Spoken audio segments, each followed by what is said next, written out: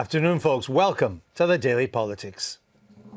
The Liberal Democrats released their manifesto today, focusing on a pledge to give people a final say on the Brexit deal in a referendum and a raft of policies for young people.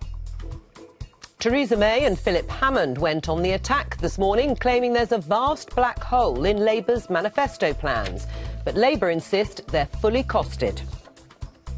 Unite leader Len McCluskey insists he is now full of optimism about Labour's general election hopes, despite saying in an interview yesterday he couldn't see the party winning. And the Moobox and I find ourselves in Dumfries in southwest Scotland, where we're asking whether Scottish independence is a crucial issue for voters here at the coming election.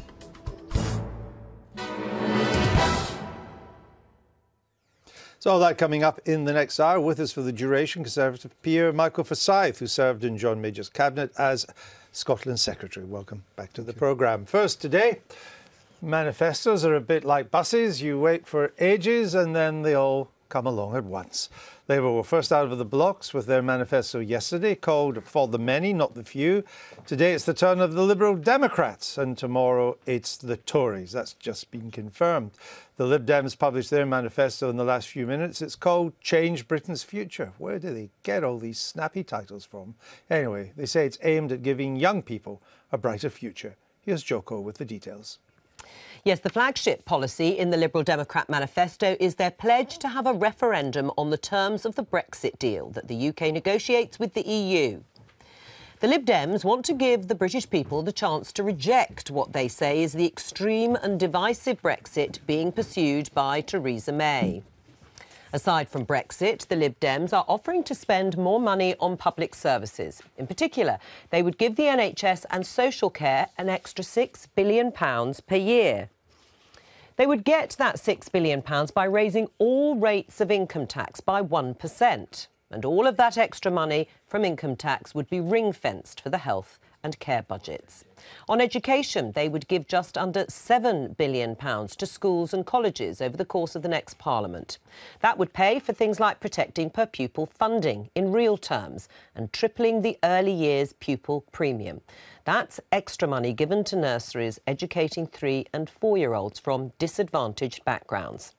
The Lib Dems would also build new rent-to-own homes. People taking part in the scheme would be able to gradually buy their homes by renting them for 30 years.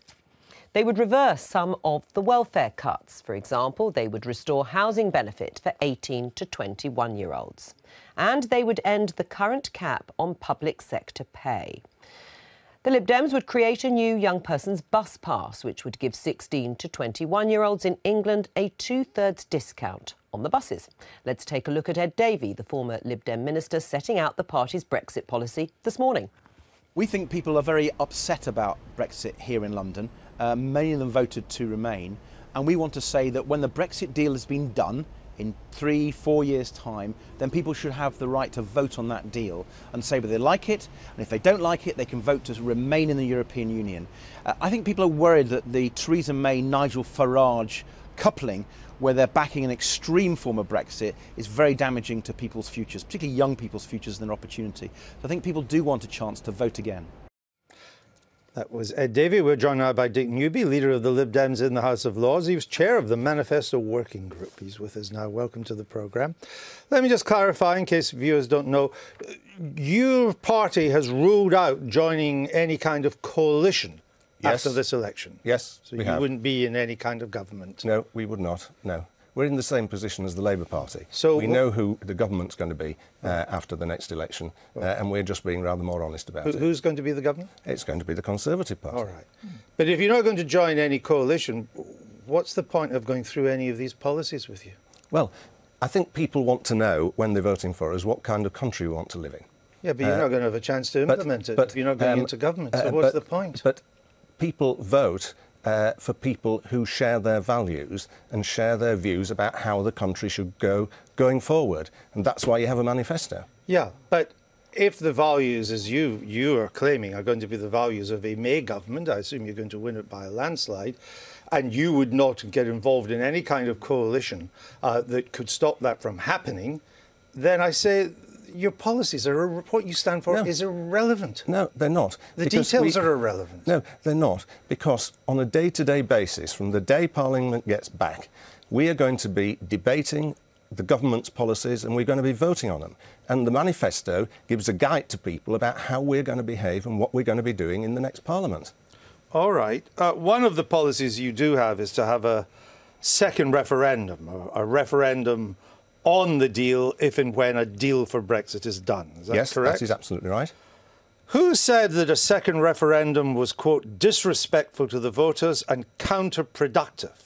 Who also said if you're having 2 referendums, you might as well have 3. Well, who said that? It doesn't matter who said it. Well, I'll tell you who said it. Vince Cable said it. Yes. Of the Lib Dems, who's now on your front bench team. Yes, well... Disrespectful. What we're saying is that people voted for a departure. They'd no idea last year what they were going to get. So we say, at the end of the process, there are only 2 lots of people who can decide what we do about Brexit, either MPs or the people. If it had been left to MPs before the last referendum, they were completely out of touch with the people. So we think a process started by the people should be completed by the people. But if the European Union knows that there's going to be a referendum on the outcome of the negotiations, that gives them a huge incentive to give us the worst possible deal.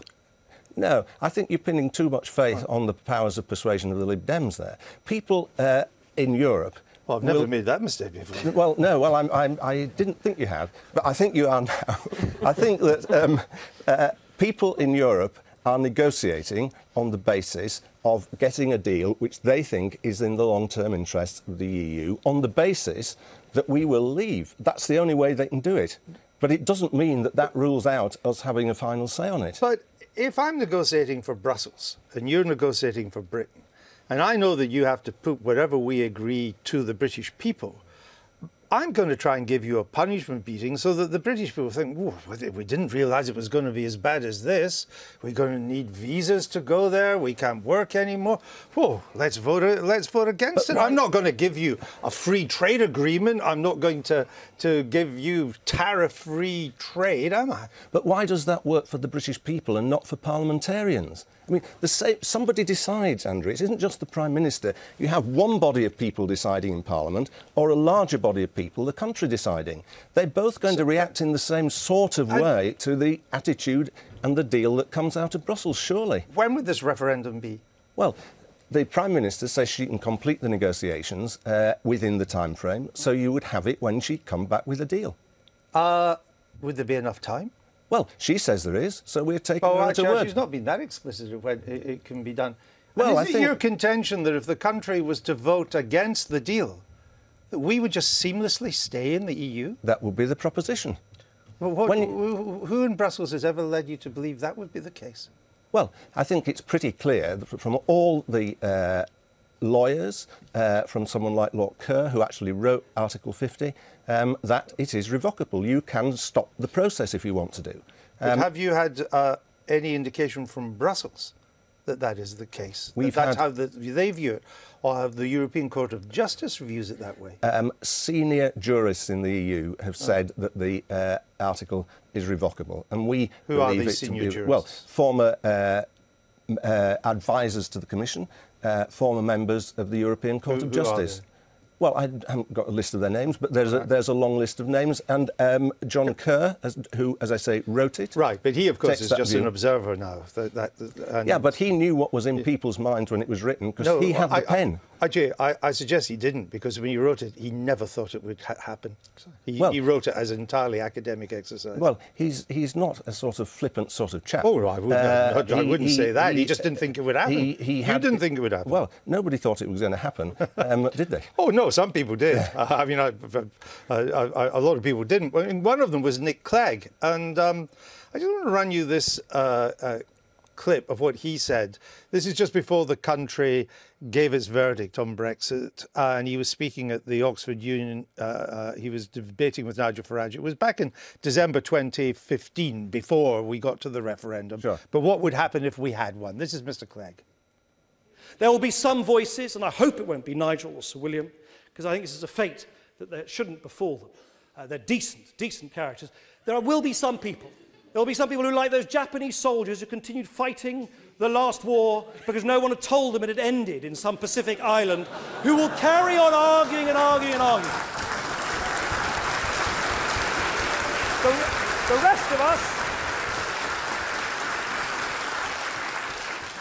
rest of us will just move on and carry on with the rest of our lives. Now, that was Mr. Clegg talking about the die-hard leavers that wouldn't accept the result of the referendum.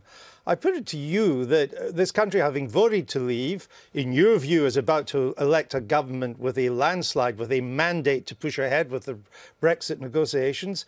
It's the Liberal Democrats who are now the Japanese soldiers in the jungle, and you don't realise the war's over and you lost. No, I don't think we are the Japanese soldiers. I've been called many things in the past. This is a novelty for me, and I don't think what bit of it's wrong? You're in denial. But we're not at all in denial.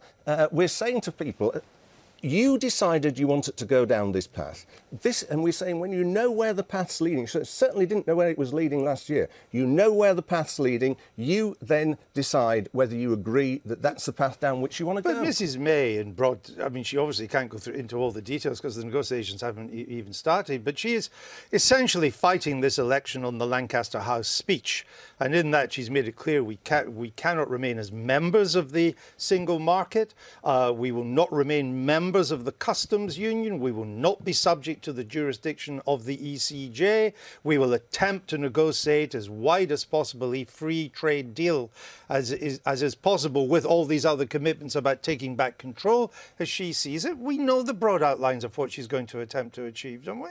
And she's going to, in your view, not mine, in your view, she's going to get a mandate for all that. But she's going to get a mandate to be Prime Minister because there is no opposition coming from the Labour Party. People are not all voting on Brexit in this general election. They're voting about whether they think Jeremy Corbyn is fit to be Prime Minister. But hold on, Dick. Your whole appeal in this campaign has to be on Brexit. That's your distinguishing point. But that's the one thing that does distinguish it does distinguish us, and that's on which we're fighting. Which is what makes you a Japanese soldier in the jungle. No. Let me tell you, soldier, the war, it's over, you lost. It's gone. Come on out, put your hands up, leave your rifle, we'll look after you. No, somebody decides, Andrew, at the end. Is it MPs? Is it the people? We think it should be the people. The people will have decided twice. They'll have decided in the referendum and in this election. No, because we don't know the deal. You want for a hat trick? We know what the Prime Minister wants, which is a large measure of having your cake and eat it. We don't know what she's going to get. And so many of the things that were promised a year ago definitely aren't going to happen. So who knows where we're going to be at the end of the process. Your whole election strategy has been based on the 48% who vote Remain. You want to try and pick up as many of them. But the latest YouGov poll suggests you've misread the mood of the British people. It no longer exists, this 48%. The country now seems to divide into 45% are hard leavers. They're hard leavers, not as much as the 52 who voted to. Right. They're hard leavers. 23% are re-leavers. They are voted to remain, but they accept the outcome. They have come out of the jungle, put their hands up and said, yeah, we know the war's over.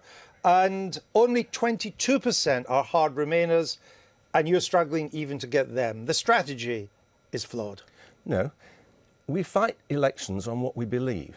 We believe that the people should have a final say. But we're also fighting, as Joe was explaining, about how do you fund the NHS on a sustainable basis? How do you stop schools having cuts per pupil of, in some cases, over 10%?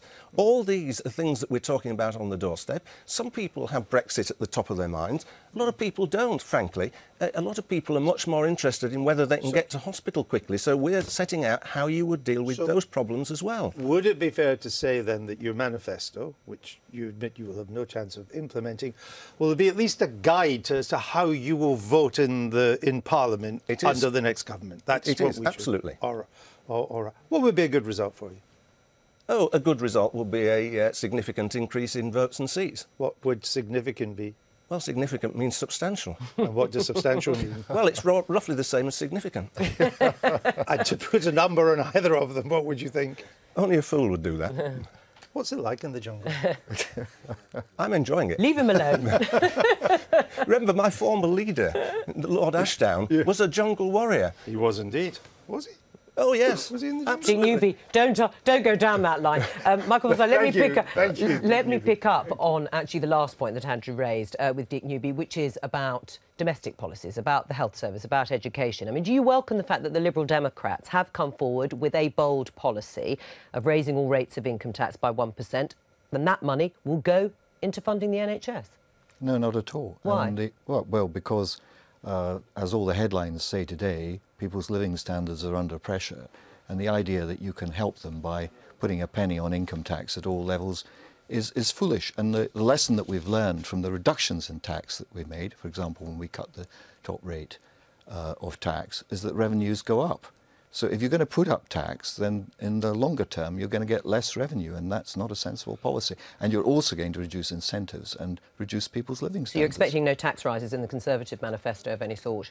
I'd be surprised if there were income tax rises in the Conservative So you'd like to see the lock be maintained, the one that David Cameron put on in terms of not raising income tax? No, I certainly would not. I'm against making foolish promises or gimmicks and putting them in manifestos because they come back to bite you. Right. You say that because of the squeeze on living standards, you wouldn't want to see increases in income tax. But actually, if you look at spending on health, the IFS, the Institute of Fiscal Studies, that actually, once you take into account the age of the population, the amount of money we're spending on health per person will be lower in 2019-20 than it was in 2009-10. Now, people may not want to pay more income tax, but I don't think they also want their standards of healthcare to be going down either. No, and the way in which we get more spending on the health service is by increasing the tax base, not by increasing the rates. And we do that by getting growth in the economy, by investing in the economy, and by pursuing the kind of policies which I'm sure will be in the Conservative manifesto. We've had growth in the economy, admittedly lower in the last quarter than was expected, but we've had growth in the economy. And as I say, the IFS say that spending per person on health will be lower in 2019-20 than it was in 2009. But the spending commitments that were made by the present government are considerably in excess of those that were promised by the Labour Party when they stood in the last general election. All right, but there has to be a limit. I'm asking about the comparison, though, between what the Conservatives said they were going to do and what the Liberal Democrats are offering to do in terms of boosting health spending. If you look at education, the schools budget now, we know, is facing real terms cuts of £3 billion or 8% by 2019-20. That, obviously, you have to take into account rising pupil numbers. In the Conservative 2015 manifesto, you pledged that as the number of pupils increases, so will the amount of money in our schools. There'll be a real terms increase in the schools budget in the next Parliament. Well, you've broken that pledge. You could be honest, like the Liberal Democrats, who say they will put more money into schools by raising income tax. We have put more money into schools. I mean, if you want to make a point of criticism, it would be that the expenditure per head has not increased, no. but the total expenditure. But it's completely but you said a wrong. real terms increase in the schools budget, even if pupil numbers go up, and that you're not going to do by 2019-20. Well, we have increased the schools budget, but the point I want to... Overall cash terms, but not in real terms. You're on the wrong argument here, in my opinion, because well, I'll decide which argument. It isn't that. Well, hang on a second. It's a political argument, and the political argument is that it's not. You shouldn't measure success in education by inputs, by the amount that you're spending. If you look what has happened, for example, in England, where education and schools performance has soared ahead of Scotland, where they spend 20% more, there's no direct relationship between the performance of our schools and the amount you spend. Right, but it was a promise you made in the 2015 manifesto, and in terms of rising pupil numbers, there'll be real terms cuts in pupil spending. Now, you may claim that there's no relationship between spending and outcomes, and that's perfectly credible, but it's about pledges that are made in manifestos. Well, that's why I hope that our manifesto will be short on firm commitments and set out the broad approach which we will take towards running the economy, and that includes living within our means. I mean, listening to you talking about health and education spending, you would think that we were not actually living beyond our means to the extent of more than £50 billion a year, and that our national debt has grown to, well, if Labour had their way, we would be £2 trillion. Although the Tories are the ones that have been in power under coalition and on their own. Yeah, and we're being criticised, for not spending enough. Thank you. We'll leave it there. Dick Newby, thank you. Now, it's time for our daily quiz, and the question for today is, which book series did Theresa May reveal she was a fan of on the campaign trail yesterday? Was it A, Game of Thrones, B, Twilight, C, Harry Potter, or D, 50 Shades of Grey. Very cerebral books, all of them. At the end of the show, Michael will give us the correct answer. Game of Thrones is cerebral. It was a joke. Oh, was it? Sorry. Maybe it's the way I tell them. Carry on. So, the day after Labour's manifesto, and perhaps not surprisingly, the Conservatives have spent the morning on the attack. Speaking in London at a joint news conference with the Chancellor, Philip Hammond, Theresa May have dismissed Labour's election manifesto as a fantasy wish list of easy promises. While Jeremy Corbyn and Labour retreat into an ideological comfort zone, ducking the difficult challenges which lie ahead, I will be straight with people. I won't shy away from facing the challenges of our time. Rather, I will set out how we will tackle them head on. Because that is what leadership is about. Now, one of Jeremy Corbyn's key allies, the Unite leader Len McCluskey, insists he is now full of optimism about Labour's general election hopes, despite saying in an interview yesterday he couldn't see the party winning. The union boss told Politico magazine a Labour victory would be extraordinary and suggested winning just 200 seats would be a successful result. But this morning he did a massive U-turn after an incredible response to the Labour manifesto.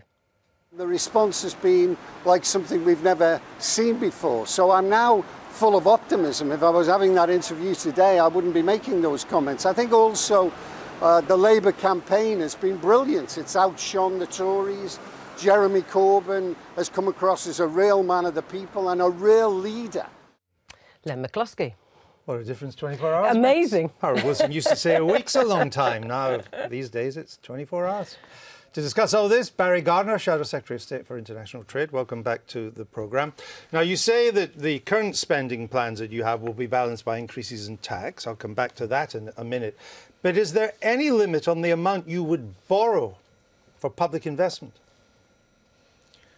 Yes, there's a limit on what we would borrow for public investment because we've set out clearly that we would put in place a transformation programme which is going to borrow 25 billion a year for a 10-year period. That's what we've set out. So the borrowing that we are taking into account is in that capital programme. But you would borrow more than 25 billion, wouldn't you? Because you would inherit, as the rest of the decade went on, existing capital spending would be about 50 billion a year by the end of the decade. You would add another 25 billion a year onto that. There's also the National Investment Bank to consider, and there's also the costs of the nationalisation as well. So you would be borrowing at least 75 billion by the end of the decade, and maybe more than 100, maybe up to 100 billion or more. Well, I think if you look at the attacks that have come this morning from the Conservatives, what they've done is they've actually put into capital many things which are actually revenue spending. But I'm not using, as you will know, the Conservative figures. Well, I don't know which figures you are using. I'm using the figures that I take from the OBR and from the Red Book. You're going to borrow, you're going to try and balance the current budget, but you are going to borrow to invest. So you will inherit about 50 billion a year, you will add 25 billion to that, and there are other things that could fall under capex that you would borrow to finance as well. So what I'm saying is that by the end of the decade, you could be borrowing almost twice as much as we're borrowing at the moment on these figures. Well, what's wrong with that analysis? Well, let me say what borders that analysis and what constrains it. Because, of course, what we have said is that by the end of the Parliament, we would have the debt reduced from where it stands today. Now, that therefore puts a constraint on what we would be able to define reduce. Well, very easy. The debt in 2010 was £979 billion. That was immediately after the global financial crisis. But how would you Today, it's £1,731 billion. So it's gone up by £750 billion under the Conservatives. We've said that it will, at the end of the Parliament, it will be lower than it is today. But using what metric? Well, it's not going to be lower in absolute terms. You're going to add to the debt every year. What we're doing is we are going to certainly reduce the trend rate of growth of the debt by the end of that Parliament.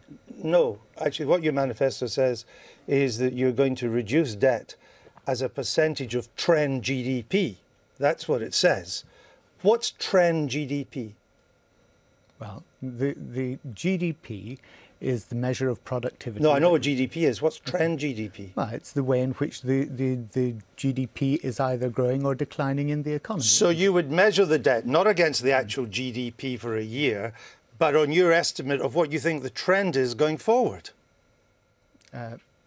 My understanding of the figures that our Treasury team have produced is that we would be measuring it in the same way as the government has set out. But as a trend, so you can be quite flexible in the trend. I mean, the GDP is the GDP, but the trend of the GDP, there are 4 people here now, we could all have different views on the trend. So you could have the ability to take the highest trend and say, hey, as a percentage of GDP, debt's come down. There is a very simple answer to this, though. What is it? And that is that the Office of Budget Responsibility should be able to look at both the Labour Party manifesto's promises and our spending commitments, as we've requested the government to do, and to have the Conservative manifesto vetted in exactly the same way. Now, if we do that, then we have an independent, the Office of Budget Responsibility, an independent body that can look at both manifestos and say, well, which one actually stacks up? I understand that, but what I'm very clear about is that we have given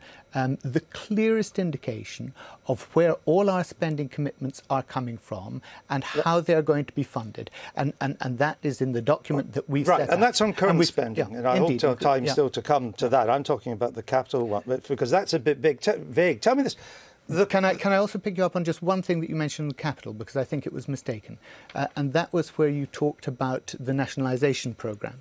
Because that's what I wanted to ask you. So let me ask you on this.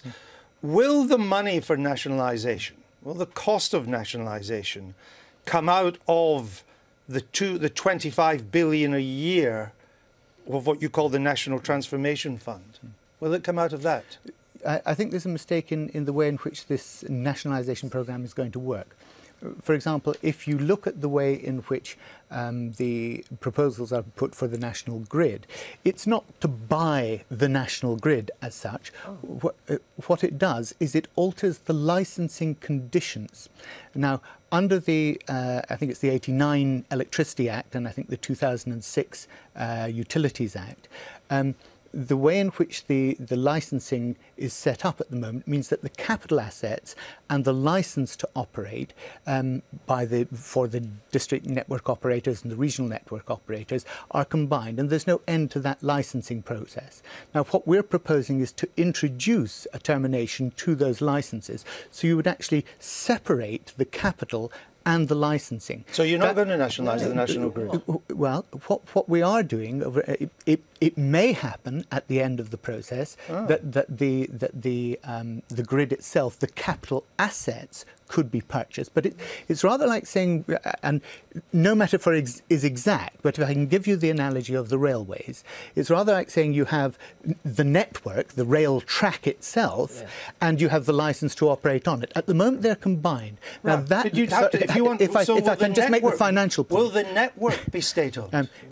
What I'm saying to you is this, that at the moment, the value that National Grid has as a company comes from the integration of the license and the capital assets. If you separate them, it dramatically affects the valuation of the company. Except it would still own the grid. And would the state take over the grid? It would still own the assets. And what we're looking to do, and actually if you look at the way in which the National Grid itself is talking about its own future, it's very much on a regional grid basis. It's about looking at the district and the regional network operators as being able to... I'm just at a loss now. I don't know. Is the National Grid going to be state-owned or not?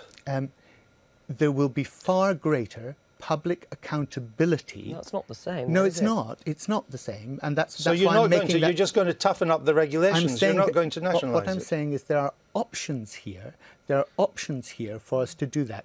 But none of this is in your manifesto. Well, it is actually. The license, the change to the license is exactly in the manifesto. I assure you. So you're going to re-regulate rather than... It's already regulated. You're going to put in new regulations. You're not going to actually buy the assets. No, I haven't said that we won't buy the assets. All right. What I've said is that there's an option to it, but that the valuations would be substantially different because, in fact, the licensing would have been a ton of money. Yeah. I mean, it's already got a market cap of 40 billion. That's the point. And a big chunk of that is only that. When you separate out the license, it would no longer have that. What I'm trying to establish is this, regardless of the detail, when it comes to any of the nationalisations that you're proposing, does the cost, and there will be some cost, you can't nationalise all that you plan to do without any cost, does that come from the 250 billion over 10 years, or is it a separate cost? I think certainly some of it would come from the 25 billion a year. You're not sure? I can't give you the exact figures per year. No, I can't. So, but money that you have said will be a national transformation, which is to build new assets, build new roads, new railways, new hospitals, new schools, things in which we create assets. Yes. Some of that could actually be used simply to buy existing assets. If it were, then what it would be doing is it would be reducing the amount that bill payers at the moment are paying to subsidise the profits that the companies take out, the element of their bills that is going into shareholders' pockets rather than coming back into the public purse. So, in fact, money would then be generated, revenue would then be generated in a different way. So I think one has to take account of the fact that if that capital were used to procure those assets, it would also generate more revenue for the public purse, because that revenue would not be used. But it wouldn't generate for the public purse. You're promising to cut water rates. You're promising to cut electricity rates. There wouldn't be money for the public purse. It would go in these cuts. Well, sorry, you know very well, Andrew, that if people are not spending their money on their water bills or on their energy bills, they're spending... most people in the economy will be spending it in other ways. That's a different... and therefore, it does... No, but it does, as you will understand, generate further revenues for the public purse, because they're creating tax and wealth in other ways. Michael Forsyth, let me just get a reaction to Macquarie, big Australian infrastructure bank. It owned Thames Water for 10 years. During that 10 years, it paid itself, or paid its shareholders, 1.6 billion in dividends, 1.6 billion.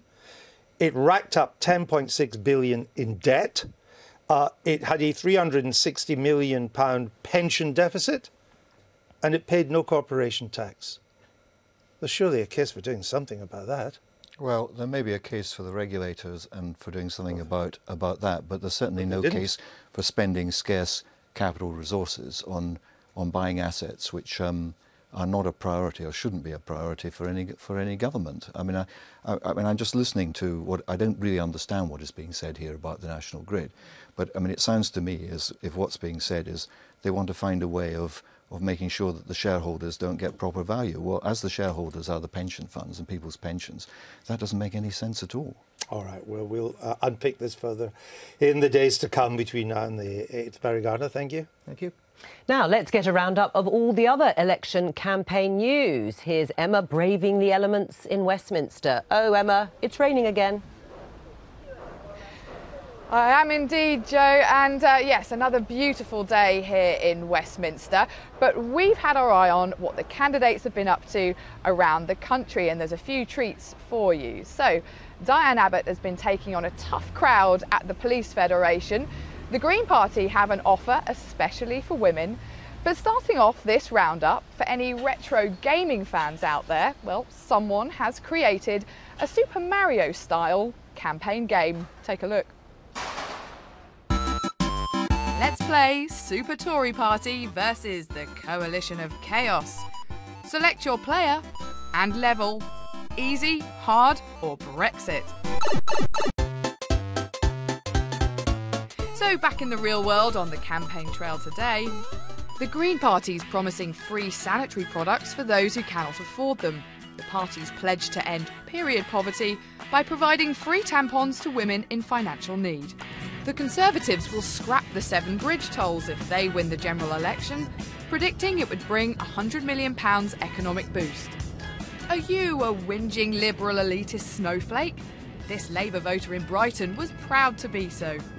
And Flower Power, the Conservatives' Ruth Davidson, got her bake-on in Dumfries. Good afternoon. Let me try that again. Good afternoon. The Police Federation were lacking a little enthusiasm as they were addressed by Diane Abbott. She faced a backlash over her opposition to the police use of spit hoods. And someone with way too much time on their hands made this. Strong and stable, strong and stable. It's a Theresa May mashup.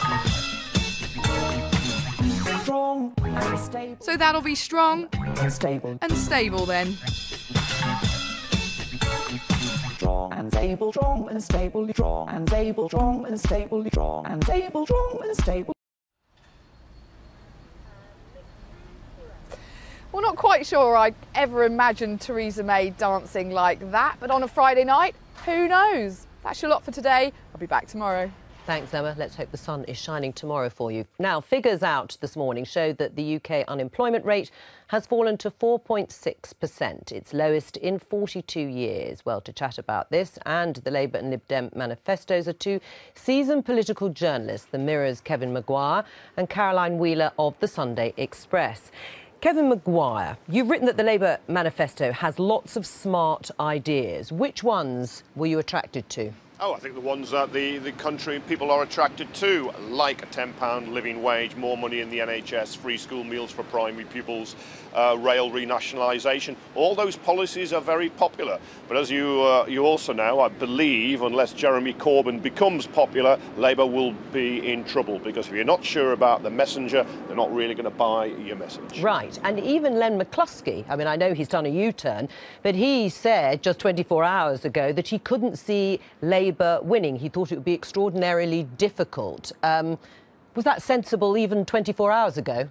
Well, I think it sounded where a lot of people are, and I thought it was a rare moment of honesty, somebody breaking free from a script where everybody seems to have to pretend they're going to win. You look at those opinion polls, you talk to Labour MPs defending seats, you speak to Labour candidates who, if they haven't got a seat, don't really expect to get a seat. So Len McCluskey really, I think was just telling a truth. The other argument, of course, is whether if Labour went down from 229 seats in there to 200, whether that would be a reasonable result. And that is about who defines what a defeat is, how heavy it is, and then owns what happens after that. Right, well, that, of course, will be crucial as far as the Labour Party is concerned. Caroline Wheeler, how easy will it be to stand on this manifesto, do you think, for those Labour candidates who've been hostile to Jeremy Corbyn? Well, I think that's the interesting thing, really. We've seen absolutely eons and eons of copy written about it in our newspapers, but actually we're not hearing very much from those MPs that are going to be standing on that ticket at all. In fact, really, Len McCluskey is the only person that's now come out and sort of endorsed it, which I think speaks volumes, really. I think at the moment the whole notion is that they want to keep their head down and not say too much about it. There's been discussion that they're actually not mentioning Jeremy Corbyn. Some are even suggesting he might be removed fairly soon after the general election in a sort of last-ditch bid to persuade voters that actually they might be voting for something different, which really paints a kind of picture of sort of disarray, really, for the party and doesn't bode well, really, post the general election. Well, and Kevin Maguire, to go back to the manifesto, we've just interviewed one of the frontbench spokespeople for the Labour Party about the plans for nationalising industries and also nationalising the national grid. And actually, he seemed to imply that it wouldn't be a straightforward takeover into state ownership, that there would be some sort of re-regulation. Are we clear exactly what Labour is proposing and costings for their planned nationalisation? Not entirely, because I looked at those figures for what they proposed to raise in taxes and what they proposed to spend. And I think they came to 48.6 billion in a wonderful, beautiful symmetry on those two tables. And I didn't see any figures for spending on renationalisation. But I think the argument you hear from Labour now is actually public control, public accountability, public ownership can take many forms. For instance, on the railways, as franchises come up for renewal, renewal, they'll be taken back, so that wouldn't cost anything, although some of them are very long, so it will take a long time for that to happen. Water, they seem to want to buy something. On the National Grid, we thought they wanted to take ownership of it. It sounds like not now. The regional energy companies they would set up would be alternatives, so they wouldn't be taking the big six, which most of us buy our electricity from at the moment. So I think there's a range of answers, but it certainly sounds confusing because it is. Right. Thank you for that, for clearing it up. Caroline Wheeler, unemployment is now at its lowest level since 1975, but real wages are being squeezed due to rising inflation, now at its a four-year high, I think, of 2.7%. How does that affect the story the government wants to tell ahead of the election?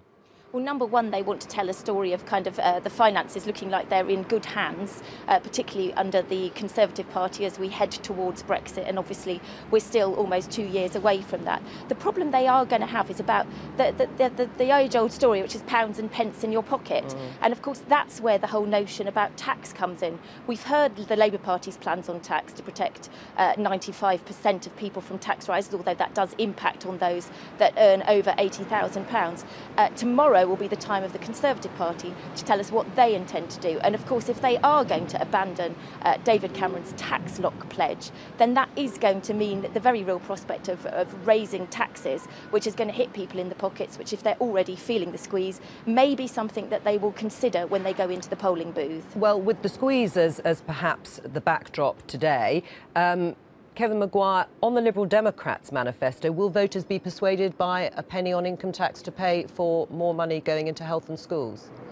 I suspect not, and I've been somewhat surprised by the lack of impact of the Liberal Democrats in this election. They bet most of the ranch on it being a Brexit election, which it hasn't really felt that way. And I don't think, looking at that manifesto, it's going to be the game changer they want. And it's very difficult to see them winning all the seats they were talking about earlier on. And I think in some areas they're going to be struggling to hold what they've got. Thank you both very much. Enjoy the campaign. Just referring back to our interview with Barry Gardiner for the Labour Party, this is what the Labour manifesto says on the National Grid. It says regain control of energy supply networks through the alteration of operator licence conditions. I think that's what Mr Gardiner was talking about, though it's not exactly clear what that actually means in practice. And then says, and transition to a publicly owned, decentralised energy system.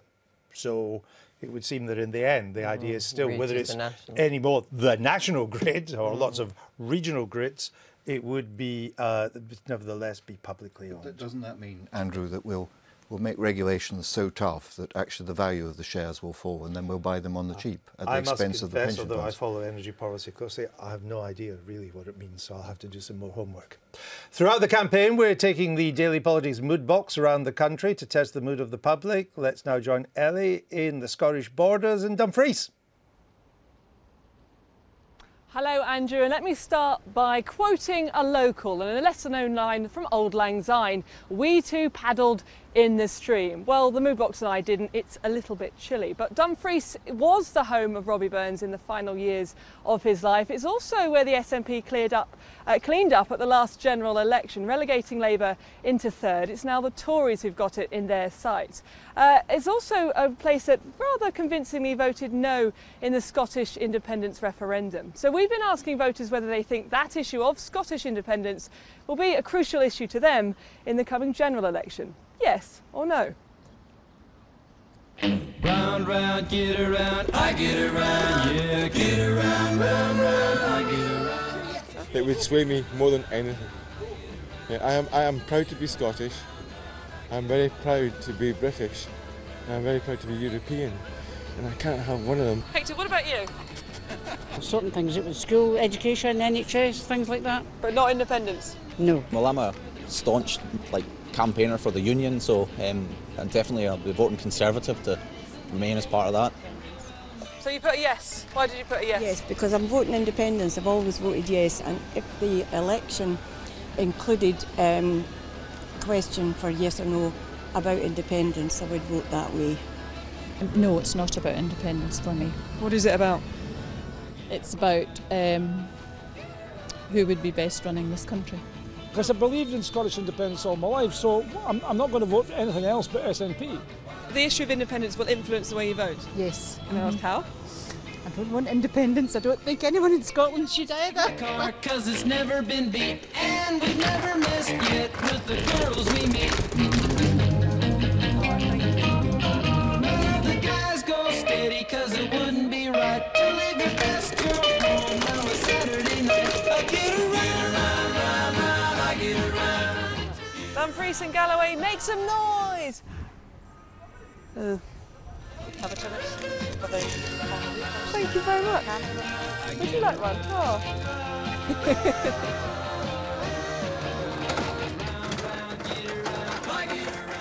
Nicola Sturgeon is just hell-bent on independence. So you want to vote to make sure she can't have that? Yes. What's the most important issue at this election for you? This election for me now would be Brexit. So, Scottish independence, is it the burning issue at this election? Definitely not. What is?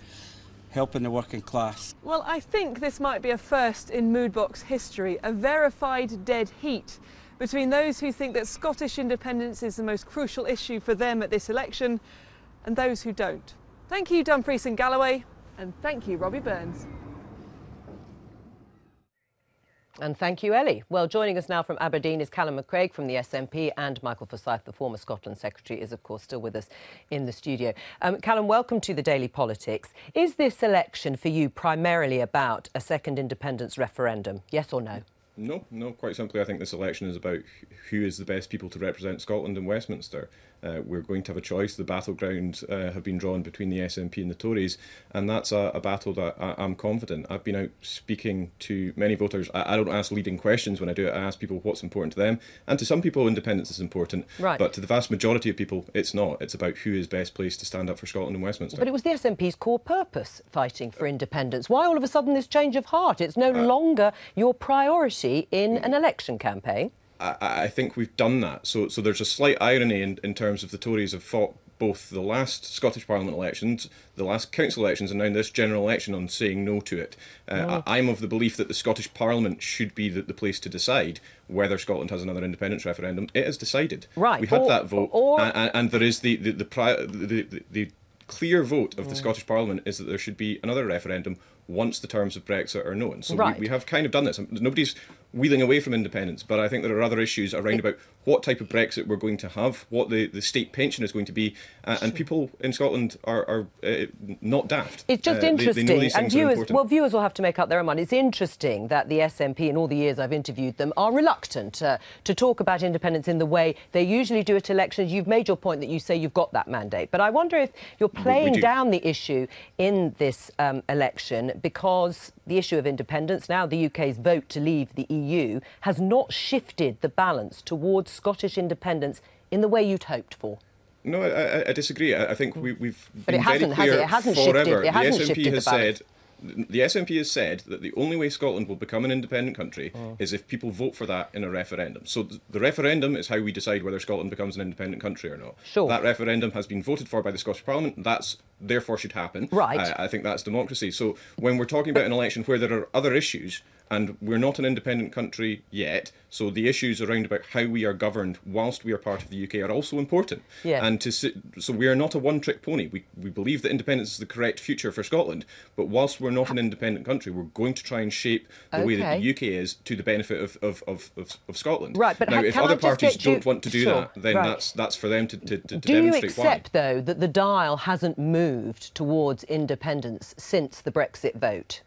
I think there's been a significant change in terms of how these things happen. There have been people who voted yes who would now vote no. There have been people who voted no who but would has vote the dial yes. shifted dramatically towards Broadly independence? speaking, not really. No. But we've not really had a campaign on independence, and that's a referendum campaign is where we will shift that. If we started in about 2012 when it was announced, independence levels of support were below 30%. They went up to 45%. Right. Now, what I'm confident in doing, and I'm in this election, I'm not just speaking to yes voters. I'm speaking to everyone. I'm not going to write anyone off because of how they voted in 2014 or 2015 for that matter. I'm going to engage with everyone, and I'm quite confident that we can engage with people on the issues of this general election and win. All right, well, we'll and come I'm quite on to confident that when it comes to a referendum, we will engage on the issues of referendum. We'll come on to those and issues. We will win. All right, just finally on Brexit, you're obviously against Brexit, and your requests for Scotland to stay in the single market have been written off by the government as unworkable.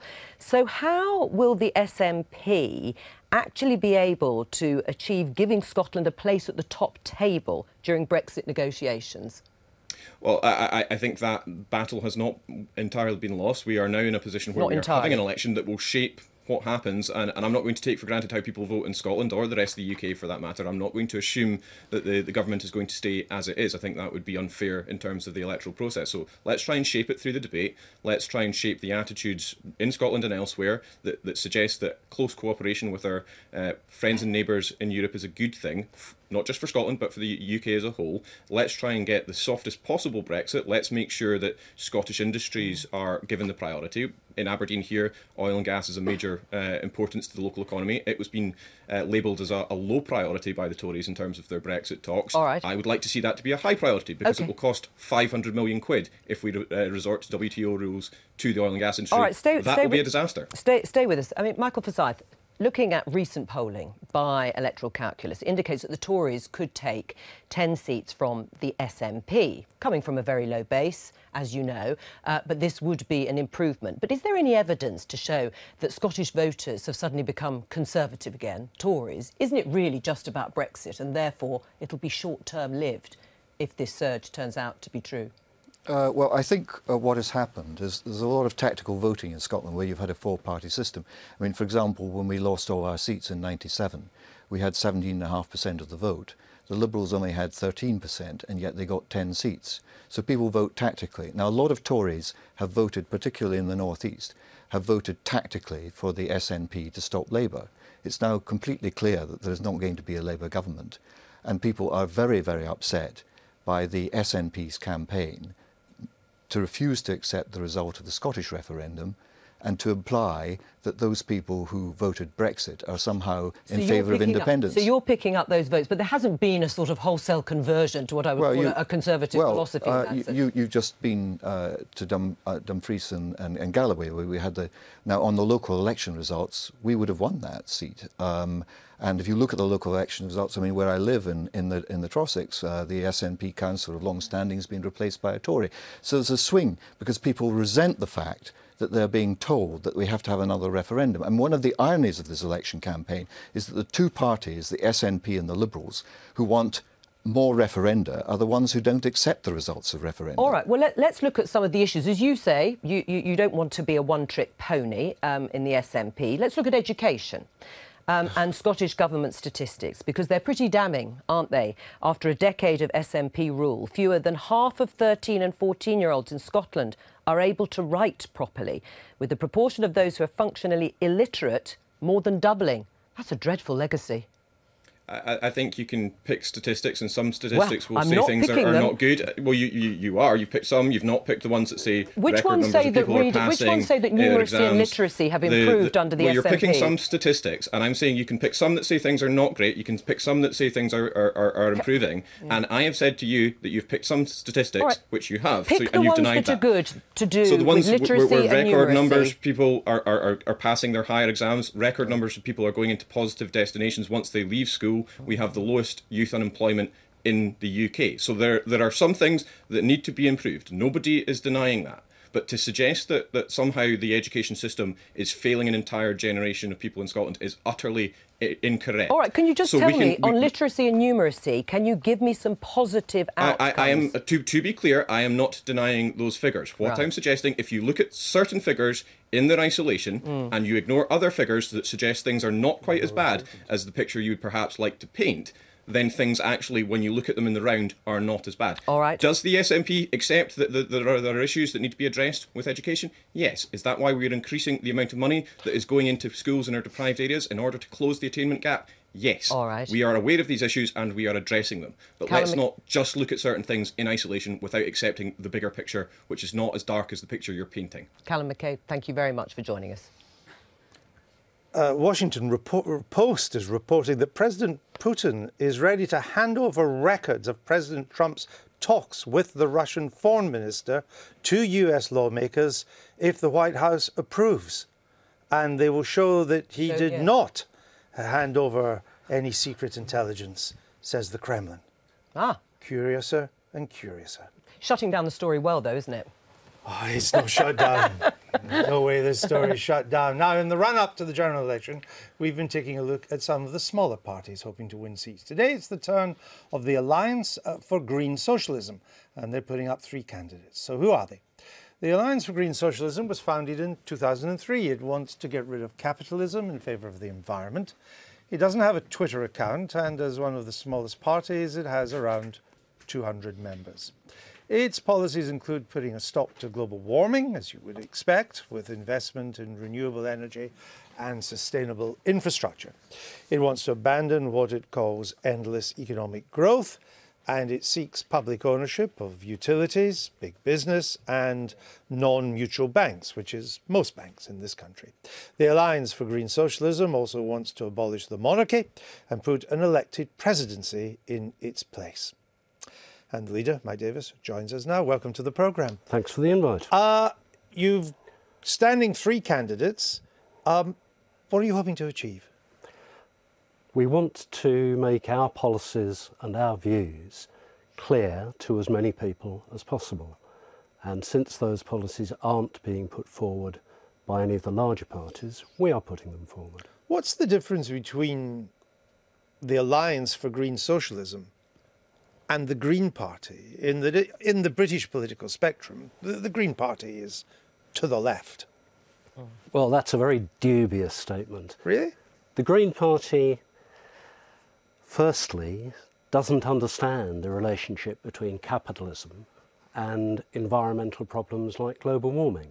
The Green Party's attitude, and I'm quoting Caroline Lucas, who's a kind of archetypal, supposedly left Green rep, is that we'll sort out the environment and then we'll think about capitalism. But they don't realise that you can't sort out the environment without thinking about capitalism at the same time. You sound, if I may say so, a bit like the People's Judean Front and the Judean Front and front of whatever it was. Even well, you did use that analogy 2 years ago. Did I? But isn't this the reason why you never make that much progress? Because you're so busy differentiating yourselves from each other that on a number of things you're in broad agreement. Would you not achieve more by being together? Are you talking about the Labour Party or the Green Party? Well, both, actually. Well, if you look at the Labour Party, basically it has no interest in the environment. If you listen to a Jeremy Corbyn speech, he won't say a word about the environment. If you look at the Labour Party manifesto, nothing in Jeremy's forward about the environment. There is stuff about the environment in the manifesto. But it's got 12 major headings, none of which concern the environment. Yes, if you dig down deep to word number 573, you'll find a dozen words on it. But basically, they don't care. And the Green Party, as I say, they do not appreciate that you cannot solve the environmental problems, particularly global warming, when you've got an economic system that pursues endless growth and immediate profit. All right. How well do you think you're going to do?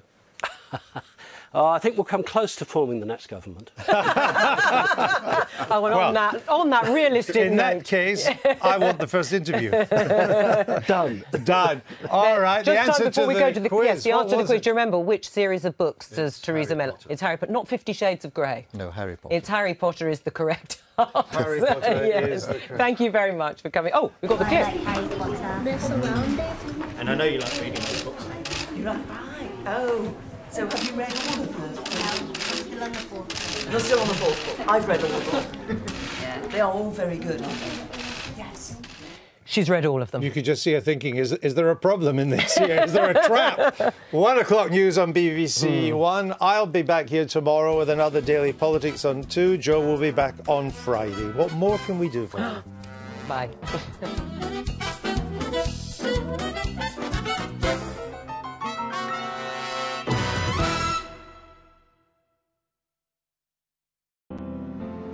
The election is about complex issues.